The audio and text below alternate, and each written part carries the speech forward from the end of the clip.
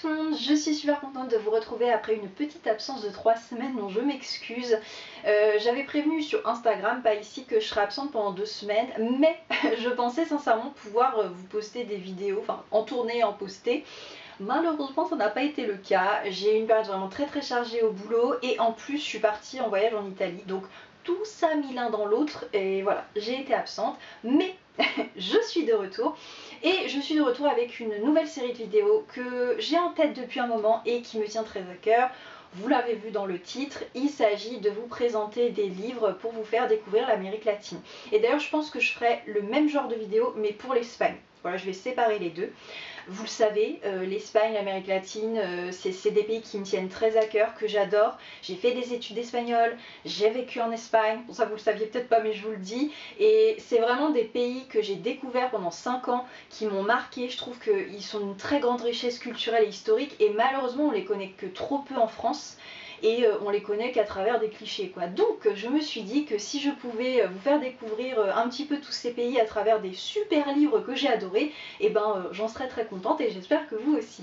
L'idée c'est de vous faire découvrir les pays d'Amérique latine. Donc je vais vous présenter des livres d'auteurs latino-américains majoritairement, mais ça peut aussi être des livres d'auteurs autres, mais qui ont vraiment écrit des super livres sur un pays en particulier, dont l'histoire raconte quelque chose que je trouve pertinente, et donc je vous le présenterai également, mais voilà, j'ai quand même privilégié les auteurs latino-américains, et du coup peut-être que ça ne parlera pas toujours de leur pays, mais que ce seront des auteurs très importants qu'on se doit de connaître. Voilà, je vais essayer de faire un petit mix de tout ça.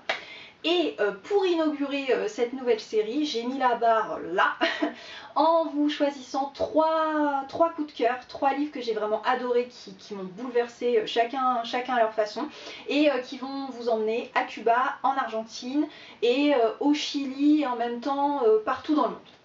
C'est parti!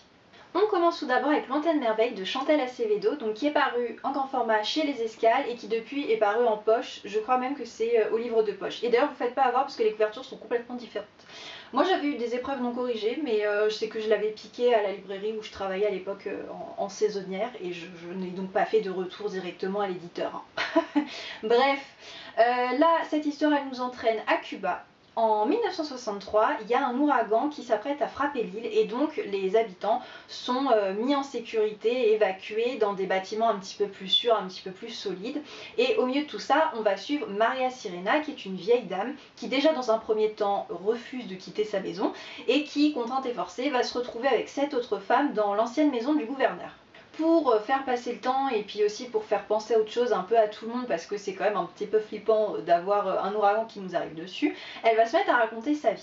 Et à partir de là, ça va être vraiment tout un pan de l'histoire de Cuba qui va nous être raconté à travers son histoire, puisqu'on va repartir au début du 19e siècle et on va suivre la 3e guerre d'indépendance de Cuba contre les Espagnols, la haine que les Cubains avaient contre eux, les sortes de camps de concentration en fait qui existaient dans lesquels les Cubains étaient parqués.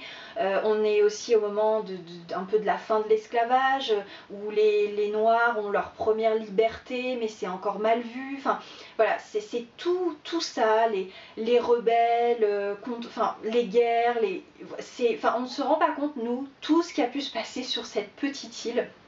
Et ça va vraiment être génial, on va aussi bien être en ville que dans les villages, que dans la pampa, et on va suivre ses parents, son père qui était un rebelle, sa mère qui était un sacré personnage, on va suivre son premier amour, on va suivre aussi le drame de sa vie qu'elle traîne toujours. C'est vraiment une histoire qui est absolument magnifique.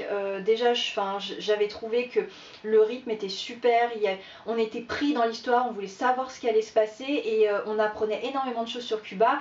Et en même temps, on suivait la vie de cette femme, Maria Sirena, qui a été incroyable, mais en même temps incroyablement dure et triste aussi, parce que à l'époque, il n'y avait pas beaucoup de gens qui avaient des vies très joyeuses. Et voilà, c'est une histoire qui est assez dure mais très émouvante et je ne peux que vous inviter à la découvrir si vous voulez en apprendre plus sur Cuba. Direction maintenant l'Argentine avec Pierre contre ciseaux d'Inès Garland, publié aux éditions École des loisirs. Moi j'ai la version grand format mais c'est aussi sorti en poche à l'École des loisirs. Et donc on va partir dans les années 70, on va suivre Alma qui est une jeune adolescente, une préadolescente même au début de l'histoire, qui fait partie de la classe aisée de la société argentine, et le week-end et les vacances elle va c'est une espèce de petite île, enfin voilà, au bord de l'eau quoi. C'est un peu la maison de campagne de chez nous, mais version argentine, avec ses parents. Et depuis toute petite, du coup, elle a pris l'habitude de jouer avec ses voisins qui sont Carmen et Marito, un frère et une sœur. Et puis forcément, au moment de l'adolescence, ben, les premières tensions, les premières amours, il y a tout ça qui entre en jeu entre eux. Et en fait, on va vraiment partir d'une histoire un petit peu d'adolescent. Peut-être pour ça que c'est sorti à l'école des loisirs. Mais sauf qu'en fait, en toile de fond, il y a la dictature argentine qui rôde, vous voyez, puisqu'elle va s'instaurer en 76 suite à un coup d'État. Et en fait, la situation politique, on sent qu'elle commence un peu autour d'eux à devenir de plus en plus tendue. Et sauf que Alma, en tant que jeune fille aisée, ne se rend pas vraiment compte de ce qui se passe en fait. Elle est très protégée par ses parents et ça lui passe complètement au-dessus. Alors que Carmen et Marito, ils font partie de la classe populaire, donc eux sont beaucoup plus impactés et sont beaucoup plus au courant de ce qui se passe. Ils vont donc du coup grandir beaucoup plus vite qu'elle. Et du coup, par amour et par amitié, puisqu'elle est amoureuse de Marito, elle va s'y intéresser, mais voilà, sans plus. Et il y a un peu une scission qui va commencer à se créer entre eux au fur et à mesure des années et au fur et à mesure qu'ils grandissent, jusqu'à l'instauration de la dictature. Et à ce moment-là, Alma, elle est toujours dans sa bulle, et franchement, on a un peu envie de la frapper pendant l'histoire, on a envie de lui dire « Oh, il y a la dictature là, que je veux dire, tes problèmes d'ado, on s'en fout. » Mais non, elle est dans son truc. Et c'est ce qui va faire en fait tout le récit, je trouve, c'est que sa bulle, elle va grandir, jusqu'à ce qu'elle devienne même un peu insupportable, vous voyez, et paf, ça va éclater. Parce qu'en fait, même les gens riches et aisés, la dictature, elle les a rattrapés. Et ce paf là, voilà. Je n'aurai rien d'autre à dire. On passe vraiment d'une adolescente avec ses petites préoccupations à une jeune femme qui va vivre un drame abominable. Et voilà, et ça a été la réalité de centaines, de milliers d'Argentins à cette époque-là. Et vraiment, la fin, voilà, elle vous scotche. Et moi, elle ne m'a pas surprise parce que malheureusement je l'ai étudié, la dictature argentine, mais du coup je trouve que c'est un petit roman qui est très accessible et qui peut permettre d'apprendre vraiment beaucoup de choses sur l'Argentine, sur la période de la dictature, qui finalement est très peu connue en France, même si bon, avec les grands-mères de la place de Mai, le travail qu'elles font pour retrouver les enfants des disparus, on en entend un petit peu parler. Voilà. C'est quand même, je trouve, un bon début pour ensuite essayer d'en savoir plus. Et du coup, voilà, c'est un roman qui est très beau, qui est très triste, mais qui historiquement est très intéressant. Et du coup, je ne peux que vous le recommander. Et enfin, je termine avec J'avoue que j'ai vécu de Pablo Neruda, publié chez Folio, qui est un petit peu, si vous voulez, mon méga coup de cœur de la mort de tous les temps.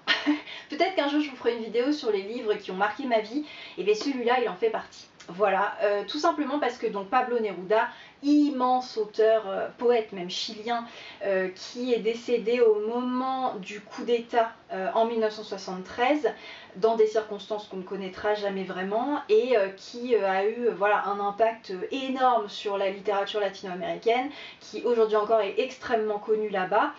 Et en fait, si vous voulez, il a été ambassadeur. Et du coup, en fait, il s'agit de ses mémoires et il va vraiment raconter sa vie. Et c'est vraiment un tour du monde qui nous offre, puisqu'il a été un petit peu partout, notamment en Asie. Mais je trouve que c'est vraiment un panorama, si vous voulez, du XXe siècle, d'un point de vue culturel et politique, puisque du coup, en tant qu'ambassadeur, il rencontrait un petit peu tout le monde. Et du coup, même il est beaucoup venu en France, il parle de tellement de personnes que je trouve que c'est hyper intéressant d'un point de vue culturel et historique pour les lecteurs, parce que bon, tout ce qui est du point de vue Amérique latine et Espagne, il y avait quand même moi très peu de personnes que je connaissais pas, mais je pense que pour quelqu'un qui n'y connaît rien du tout, on ne parle que d'inconnus, et je me dis que ça peut être super pour vous de lire ça, et à chaque personne aller regarder sur internet de qui il s'agit pour apprendre justement plus de choses sur l'Amérique latine et sur l'Espagne. D'autant plus que c'est magnifiquement bien écrit. Enfin, on sent voilà, que c'est un poète qui a écrit, c'est-à-dire qu'on a l'impression que même si c'est de la prose, il a écrit ses mémoires comme il écrivait ses poèmes, quoi. Voilà, je pourrais pas vous décrire l'impact que ces mémoires ont eu sur moi, parce que j'ai conscience que c'est très subjectif et qu'au final, des mémoires, beaucoup de gens peuvent ne pas être réceptifs, mais moi, je sais pas, j'ai lu ça un été et je suis partie, quoi. Ça m'a fait voyager, j'ai été aux quatre coins du monde, du coup, j'ai appris plein d'anecdotes sur des personnes connues qu'il a rencontrées. Enfin, franchement, toutes les grandes personnalités politiques et culturelles du XXe siècle sont dans ce livre en fait. Le gars a une vie incroyable et c'est vrai que franchement, quand on termine ça, on n'a qu'une envie, c'est d'acheter tous ces recueils de poèmes et d'aller les lire, alors que pourtant de base moi j'aime pas trop la poésie, tellement ce mec était incroyable. Et puis du coup ses mémoires sont inachevées puisque malheureusement il est décédé avant d'avoir pu les terminer, mais voilà, c'est vraiment, Pablo Neruda, c'est l'un des auteurs latino-américains qu'il faut connaître d'un point de vue culturel. Et du coup, voilà, je ne pouvais pas commencer cette série sans vous parler de Pablo Neruda. Voilà, c'est tout pour moi pour cette fois-ci. J'espère que cette nouvelle série de vidéos vous plaira et que ça vous donnera envie de découvrir des auteurs latino-américains. N'hésitez pas à me dire lequel des livres que je vous ai présentés vous tente le plus, et puis peut-être qu'avec un peu de chance, vous les aurez déjà lus. Voilà. N'hésitez pas non plus à me dire, vous, s'il y a un livre en lien avec l'Amérique latine que vous avez lu et qui vous a beaucoup plu. Ça se trouve, je l'ai aussi lu et je le présenterai une prochaine fois. Voilà, et écoutez, sur ce, je vous dis à très vite dans une prochaine vidéo. Hasta luego!